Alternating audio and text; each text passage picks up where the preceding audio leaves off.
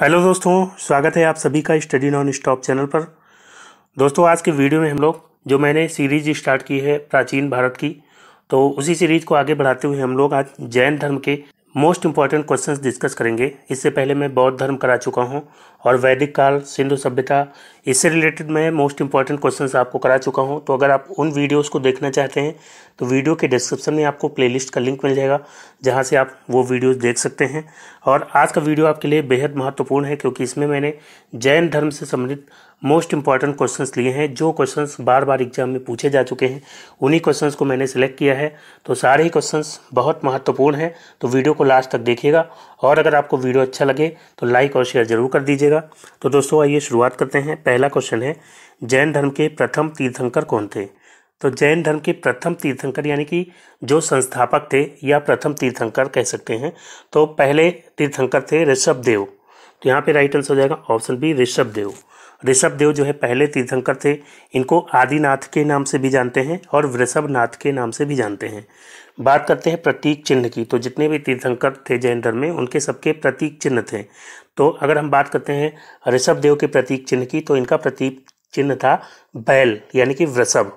ठीक है, तो फिलहाल यहाँ पे राइट आंसर क्या हो जाएगा, ऋषभ देव।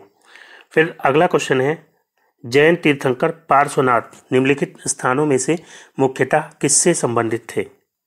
तो पार्श्वनाथ ये जो है 23वें तीर्थंकर थे और ये कहाँ से संबंधित थे? तो इनका जन्म हुआ था काशी में, जो कि वाराणसी के नाम से आज हम जानते हैं।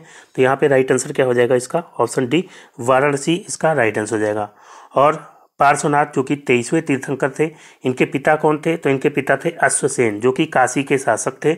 और इनको जो है ज्ञान प्राप्ति कहाँ पे हुई थी? तो ज्ञान प्राप्ति इनको हुई थी समेध पर्वत पर। ठीक है, तो ये चीज़ें भी आप याद रखिएगा। तो यहाँ पे फिलहाल डी ऑप्शन इसका राइट आंसर हो जाएगा, वाराणसी। फिर अगला है, निम्नलिखित में से कौन सुमेलित नहीं है?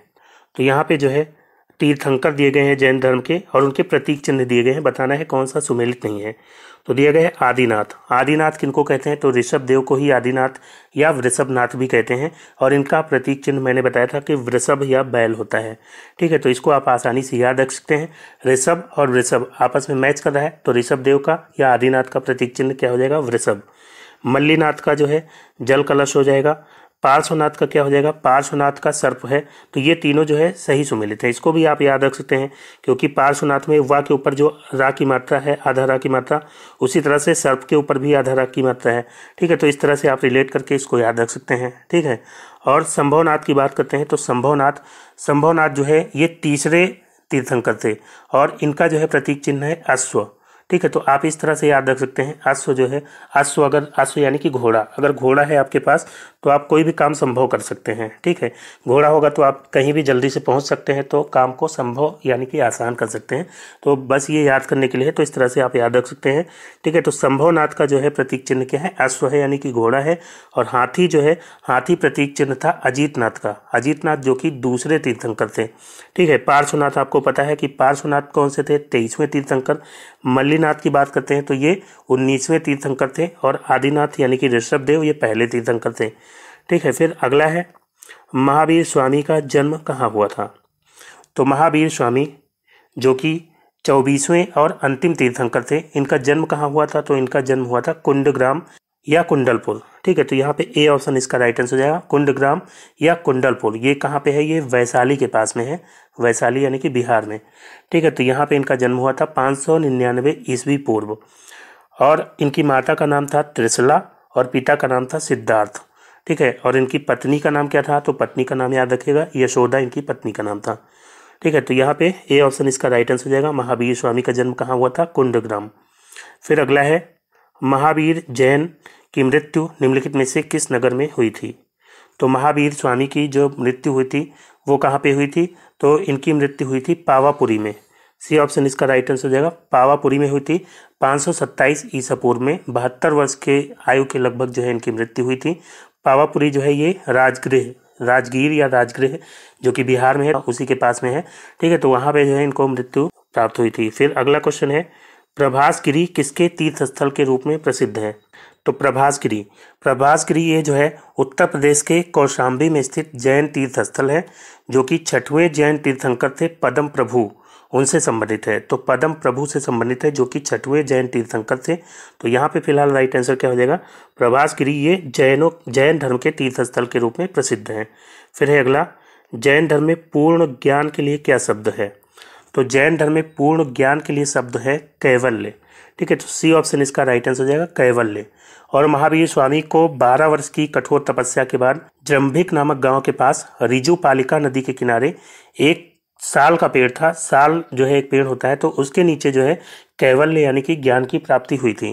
ठीक है, तो यहाँ पे जैन धर्म में पूर्ण ज्ञान के लिए क्या शब्द है, कैवल्य। तो सी ऑप्शन इसका राइट आंसर हो जाएगा। फिर अगला है त्रिरत्न सिद्धांत, सम्यक धारण, सम्यक चरित्र और सम्यक ज्ञान जिस धर्म से संबंधित है वो है। तो सम्यक धारण, सम्यक चरित्र और सम्यक ज्ञान ये किस धर्म से संबंधित है, तो ये है जैन धर्म से संबंधित। जैन धर्म में मोक्ष प्राप्ति के लिए 3 आवश्यक साधन बताए गए हैं। एक है सम्यक धारण, जिसको कहीं कहीं पे सम्यक दर्शन लिखा रहता है। सम्यक दर्शन, सम्यक चरित्र और सम्यक ज्ञान। सम्यक का मतलब कि सही दर्शन, सही चरित्र और सही ज्ञान। इन तीनों को जैन धर्म में त्रिरत्न कहा जाता है। ठीक है, तो यहाँ पे इसका राइट आंसर क्या हो जाएगा, ऑप्शन सी, जैन धर्म।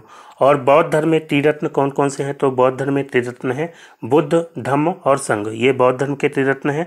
और जैन धर्म के क्या है, सम्यक दर्शन, सम्यक चरित्र और सम्यक ज्ञान। फिर अगला है, अणुव्रत सिद्धांत का प्रतिपादन किसने किया था। तो अणुव्रत सिद्धांत क्या है, तो ये जो है जैन धर्म से संबंधित है। सी ऑप्शन इसका राइट आंसर हो जाएगा। जैन धर्म में 5 महाव्रत बताए गए हैं। एक है अहिंसा, दूसरा है सत्य, तीसरा है ब्रह्मचर्य और चौथा है अस्तेय। अस्तेय का मतलब चोरी नहीं करेंगे। अपरिग्रह है पांचवा, अपरिग्रह का मतलब कि धन एकत्र नहीं करेंगे। ठीक है, तो ये जो है 5 महाव्रत बताए गए हैं। लेकिन जो लोग गृहस्थ जीवन जीते हैं तो उनके लिए इन 5 महाव्रतों के जो नियम हैं काफ़ी मुश्किल पड़ते हैं, तो उसी को थोड़ा आसान करके अणुव्रत बताए गए हैं। ठीक है, तो अणुव्रत जो है 5 अणुव्रत भी हैं, जो कि कौन कौन से हैं, अहिंसा अणुव्रत, सत्य अणुव्रत, अस्तेय अणुव्रत, ब्रह्मचर्य अणुव्रत और अपरिग्रह अणुव्रत। तो ये जो है 5 अणुव्रत है, जिसके नियम थोड़ा आसान है, जो कि गृहस्थ जीवन जो लोग जीते हैं वो जो है इसका पालन कर सकते हैं। ठीक है, तो ये अणुव्रत सिद्धांत किस धर्म से संबंधित है, तो जैन धर्म से। सी ऑप्शन इसका राइट आंसर हो जाएगा। फिर अगला है, स्यादवाद सिद्धांत संबंधित है। तो स्यादवाद, ये स्यादवाद सिद्धांत दिया गया था महावीर स्वामी के द्वारा और इसी को अनेकांतवाद भी कहते हैं। ठीक है, तो अनेकांतवाद और स्यादवाद एक ही चीज़ है और ये जो है महावीर स्वामी के द्वारा दिया गया था। तो यानी कि ये जैन धर्म से संबंधित है। तो सी ऑप्शन इसका राइट आंसर हो जाएगा, जैन धर्म से। फिर अगला है, जैन दर्शन के अनुसार सृष्टि की रचना एवं पालन पोषण हुआ है। तो जैन दर्शन के अनुसार सृष्टि यानी ब्रह्मांड की रचना और पालन पोषण किस विधान से हुआ है ये बताना है। तो इसका राइट आंसर हो जाएगा ऑप्शन ए, सार्वभौमिक विधान से हुआ है। सार्वभौमिक विधान का मतलब कि जो सृष्टि है यानी कि जो पूरा ब्रह्मांड है ये 2 तत्वों से मिलकर के बना है। एक है जीव और दूसरा अजीव। इसका कोई अलग से संचालक या नियंत्रण करता नहीं है, यानी कि इसको चलाने वाला कोई और या इसको कोई नियंत्रण करने वाला कोई और नहीं है, यानी कि ये भगवान की मान्यता को नहीं मानते हैं। ठीक है, तो यहाँ पे ए ऑप्शन इसका राइट आंसर हो जाएगा, सार्वभौमिक विधान से हुआ है। फिर अगला है, निम्नलिखित में से कौन सा धर्म विश्व विनाशकारी प्रलय की अवधारणा में विश्वास नहीं रखता है। तो कौन सा धर्म है जो कि प्रलय की अवधारणा में विश्वास नहीं रखता, तो इसका राइट आंसर हो जाएगा ऑप्शन बी, जैन धर्म। जैन धर्म ये जो है प्रलय की अवधारणा में विश्वास नहीं रखता है। प्रलय मतलब जैसे कि हिंदू धर्म में प्रलय मानते हैं कि एक दिन प्रलय होगा तो जो है सब कुछ नष्ट हो जाएगा, सबका जो है फिर से हिसाब किताब होगा। इस्लाम धर्म में भी कायनात की रात मानते हैं। ठीक है, एक दिन जो है कायनात की रात होगी, उस दिन जो है सबका फैसला होगा। तो इस तरह से जैन धर्म में इस तरह की कोई मान्यता नहीं है।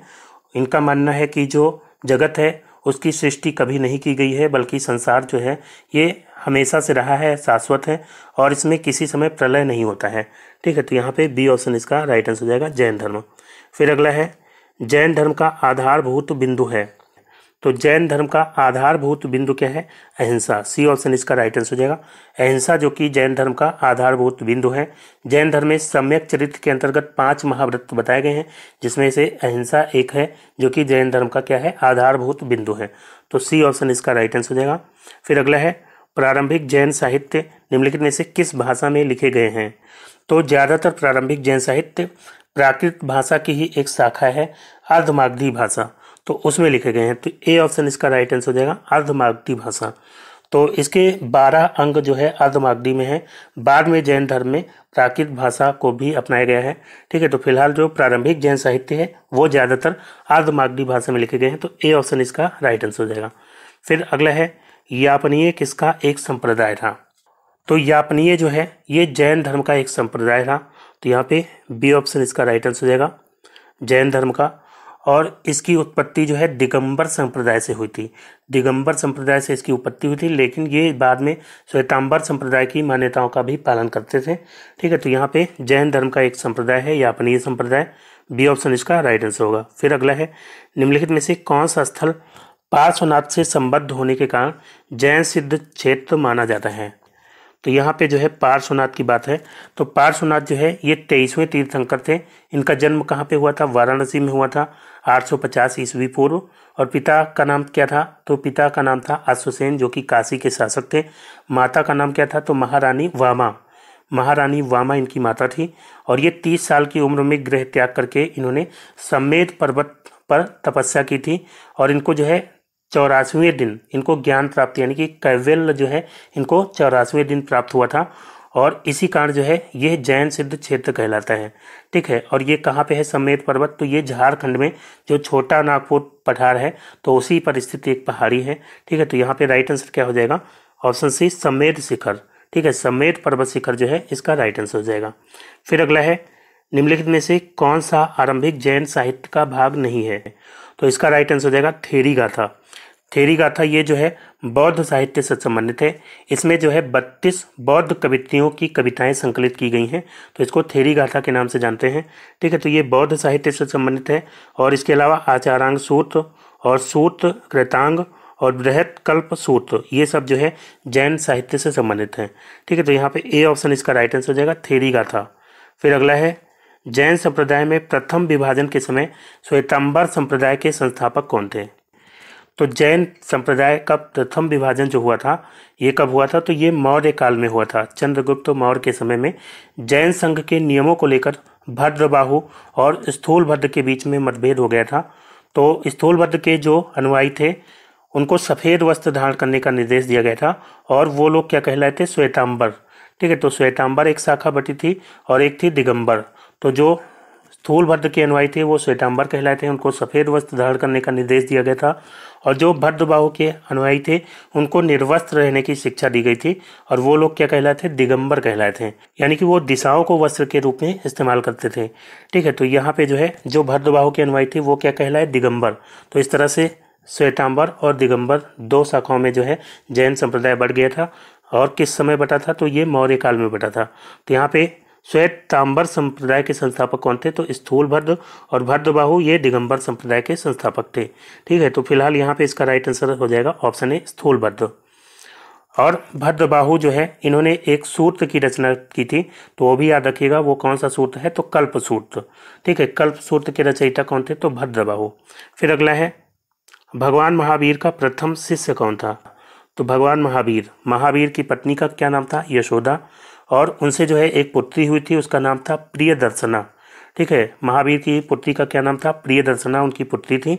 और प्रियदर्शना का विवाह हुआ था जमाली से, यानी कि जमाली जो है क्या था? उनका दामाद था और वही जो है उनका पहला शिष्य बना था। ठीक है, तो यहाँ पे ए ऑप्शन इसका राइट आंसर हो जाएगा, जमाली। फिर अगला है किस जैन सभा में अंतिम रूप से श्वेतांबर आगम का संपादन हुआ था?